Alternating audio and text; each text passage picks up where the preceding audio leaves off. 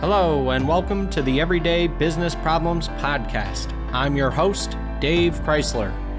Each episode, we talk to business leaders and subject matter experts to learn about the challenges they've overcome and the challenges they still face. You'll hear fresh insights, real talk, and get inspiration to grow your business. One of the things that drives me wild is people talking about having to document processes.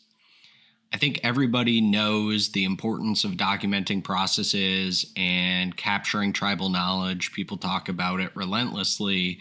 The biggest issue is how. How do we actually go about capturing this knowledge that kind of lives in people's heads and lives in the day-to-day decisions that get made that are built up over the course of somebody working at a company within a position for, 5, 10, 15, 25 years. And this isn't new, obviously, but I think that I've seen enough different iterations to know the biggest thing we are ultimately needing to solve for is the actual ingestion of that knowledge.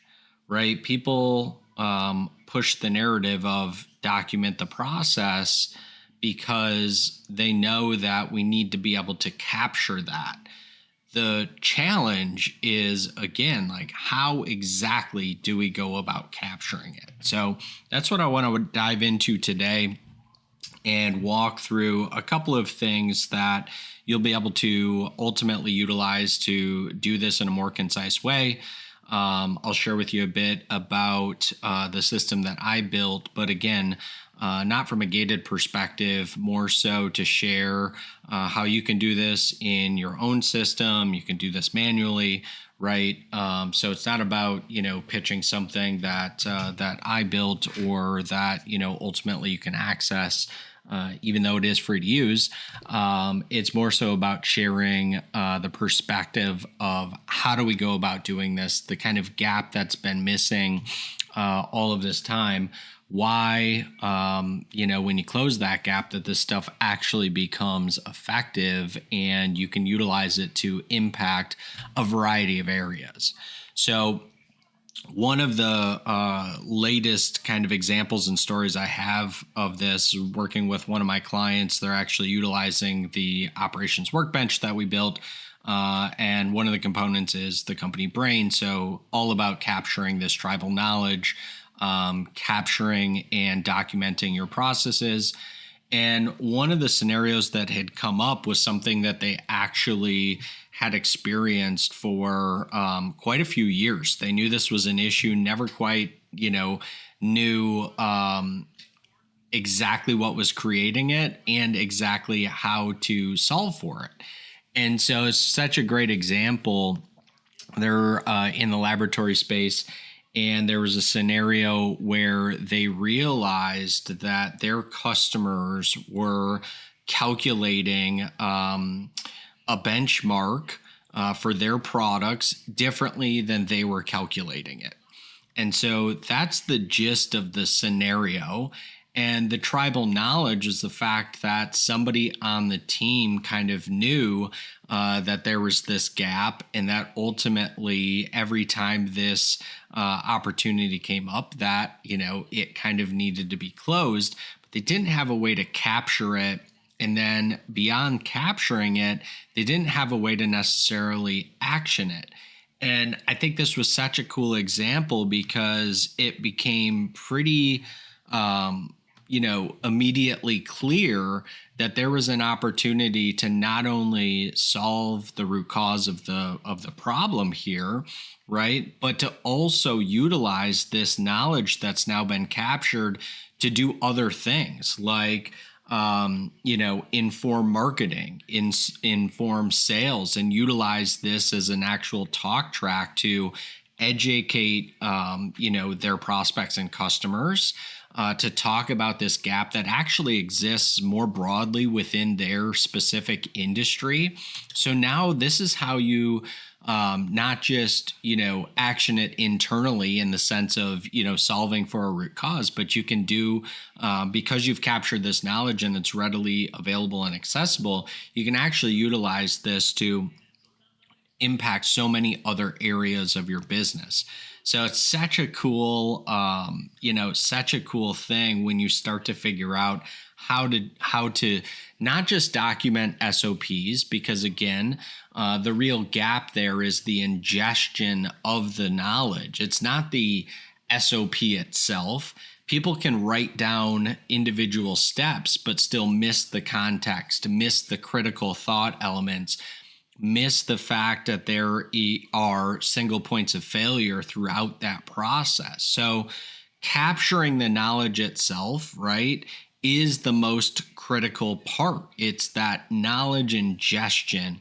And I think the challenge, right, up until some of the releases of the LLMs and AI models, where you can emulate, practical experience, practical expertise, part of the reason that I have been effective at creating process documentation is because I know what questions to ask. I know where to probe. I know how to take it to the next layer down so we can ultimately dig and find those single points of failure, find those opportunities to surface root cause, and to make sure that whatever documentation we're ultimately building becomes valuable across the organization. And if, I would argue that most people don't have that deep level of process knowledge in terms of how to get it out of other people, right? And so what I find is just so much surface level information in the sense of document your process, write down step by step, think of what can go wrong. All of those are great, but they're also surface level. It needs to be really in the weeds, really specific, given any kind of, context around what we're actually talking about. So, again, just to kind of run through a couple of things here, as I was building out our operations workbench, one of the things that really became apparent in early testing is that people really struggle with a blank screen, right? People are great at asking questions or answering questions. But if you let somebody know, hey, we built this system to be able to ingest all of your tribal knowledge and to help you document processes, the inevitable question is, I don't know what to put in here. Like, where do I start? What should I be capturing? What do we do if we already have this process documented somewhere else? And so it was really an interesting, part of my cycle of improvement while creating the operations workbench to solve for this. Because, again, I knew ultimately what the underlying goal was, what the output was that we were trying to capture. But to get to that point, we really had to solve for this ingestion issue. And so one of the ways that we did that, we built in a what I like to call a smart routing feature. So again, because you don't want people thinking a lot about, is this a question? Am I sharing an idea? Is this something that is actually tribal knowledge that's just kind of stuck in my head, but I take for granted because I learned all of the critical decision-making elements throughout the last 5, 10, 15 years of me doing this particular role. So one of the places that we spent a lot of time and thinking through is in some seed questions, generating some seed questions that will actually help to guide the knowledge ingestion component of the operations workbench and ultimately company brain. So questions like, what knowledge would be lost if someone on your team left, right? Or what knowledge would be lost if you left? What's a process that works differently than other people may think? That could be other people on your team, other people in leadership. What's something that you learned the hard way that could help other people, right? all of these different ways that you go about, finding these opportunities to document what already lives in your brain.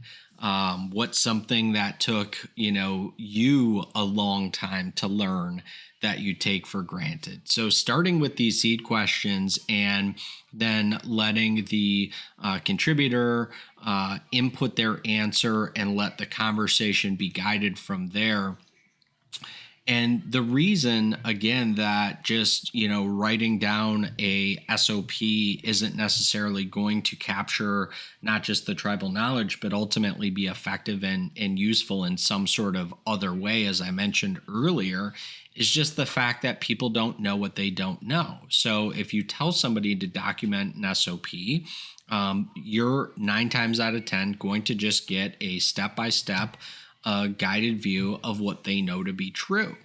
And so again, the thing that we're ultimately solving for from this knowledge ingestion perspective is building a real workflow around not just capturing the knowledge, but contextualizing it across individuals and across a company. So when I think about this, the things I'm thinking about is, okay, the starting point is capturing the knowledge, right? So I just walked through a bit of that in the sense of how an individual contributor can go about this process of sharing what they know from their perspective. Now, what else becomes really important in this workflow? From my perspective, that is contextualizing it through observation, and observation can be in a variety of ways. So when I'm thinking about observing, I say, okay, well, we have this contribution that could be from one individual contributor. If it's some sort of a process that multiple people are executing, we can ask multiple people on that same team to do a similar capture where they're sharing their perspective of what happens from A to B. So now you have one to multiple captures of this particular process flow or piece of tribal knowledge. The observation can take all of those captures and say, all right, where are some gaps that are in these different narratives, right, from each one of the people that contributed and ultimately led to this capturing of knowledge. So for me, that's step 2 is this observation. And typically that's going to be with somebody that acts as a facilitator or some other, kind of person that has a bit of a broader view than maybe the individual contributors. And ultimately what they're looking to do is to be able to fill in some gaps, maybe across those narratives, surface some more questions, bring the team together, talk through, okay, Dave, I see that, you wrote this and this was your perspective, but, Sally, I see that you had this perspective. So let's talk about that, the difference between those two things. And let's see, maybe there's something that either is more effective or more efficient or, what have you. So that's the observation, part of this workflow. And then the third part of that for me is all about synthesizing all of those perspectives, right? So taking those narratives, taking that observation and synthesizing it into an actual current state document, right? So as you can see, people that talk about, document your SOPs and, capture this tribal knowledge, there's a ton of work that has to go into getting yourself to a actual current state. And then beyond the current state, you have the rest of the process flow documentation, right? Cycle of improvement, opportunities to increase effectiveness, efficiency, utilization, all of those types of things, suggestions for improvement, right? So you need a process built around how do we identify ideas? How do we basically upvote and contextualize and agree that, yes, this is an opportunity to improve? How do we then, test against that improvement, right? We need a full life cycle of process documentation. And again, this is all built into the company brain of the operations workbench. So, I don't want this to be a pitch for you checking out the operations workbench, even though it is free. No credit card required. You get literally end-to-end access for all of the things I'm talking about built in. But again, you can take these questions, you can take these workflows and this thought process and build your own system. That's totally cool with me, right? The idea isn't to sell you something. The idea is to provide a system and, an underlying infrastructure to be able to support what ultimately will help you to unlock and drive sustainable growth in your business, right? Get you out of the firefighting and get you out of solving the same problems over and over again, because you're actually solving at the root cause level instead of just treating all of the symptoms. So that's the why behind all of this, and why I'm, sharing all of the things that you can do here, right? So back to the life cycle of, the process. You've got current state. You now are capturing ideas, and you have the ability to promote those ideas and actually move from a current state process document into a future state process document with all of the revision history, with all of the capturing of not just tribal knowledge, but single points of failure, critical decision points in the sense of what will lead to a more effective output for this particular process flow, right?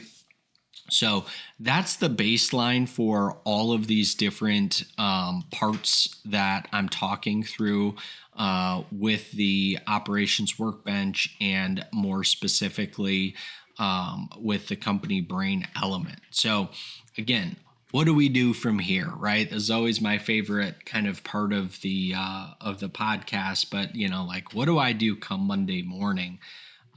If you want to check out the operations workbench, you can find it on the website, and you can sign up for free. I can also link it in the show notes so people can find it easily. So that's one avenue. You can go in there, you can go to the company brain, and it literally walks you through each one of these stages in the sense of you can, capture that tribal knowledge. You can then do an observation. That part is optional. So if you're, let's say somebody in an operations leadership role or a business owner, and you kind of want to just check this out, if you are the one that is contributing, obviously you're probably not going to go through and do the observation and synthesis, because it is your perspective on, ultimately capturing that tribal knowledge and documenting these processes.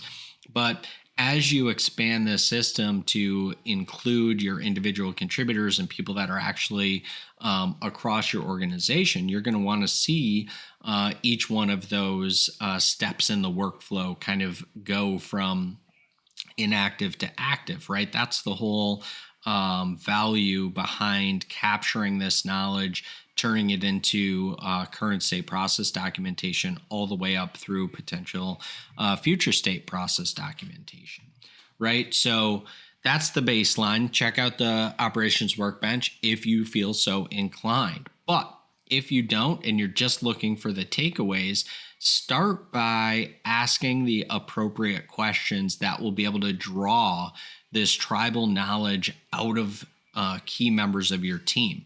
And in the sense of who do you start with? I would start with the people that have been there the longest and ask them to, share with you things that they've learned over the course of time, right? What's something that you just know? What's something that, the rest of the team comes and asks you how to do? What's something that you know how to get around when you come across it, whether that's related to a customer, whether that is internal across your team, right? So start with those really open-ended questions, because ultimately it's not about getting the SOP created. That is certainly helpful, but it's all of these other contextual elements that will make that SOP something that's, ultimately usable throughout your entire organization. where it doesn't become what everybody thinks about SOPs, and whether you do that as a literal physical manual, a binder that sits somewhere, whether you do it in SharePoint or OneDrive or Google Drive, right? Dropbox, what have you. So it's not about where it lives or the fact that you do or do not have the SOPs. That is just one element of again, making this actionable across your org. And I think until, we've had some of the ability to be able to, create a skill in Claude Code or develop something or engage somebody that's got a lot of experience to help, tug on these threads of tribal knowledge, I think that's been the largest gap that we ultimately need to solve for. So as a reminder, each one of the solo episodes are an extension of our free weekly newsletter. So I'd certainly encourage you to check that out. And free to subscribe, free to unsubscribe. So no pressure there. And appreciate you tuning in, and I'll catch you on the next episode. Thanks so much. Thank you so much for listening today. If we brought you any value, please rate, subscribe, and share our podcast. Also, be sure to connect with us on social media by searching @The Crysler Club. Until next week, I'm your host, Dave Crysler.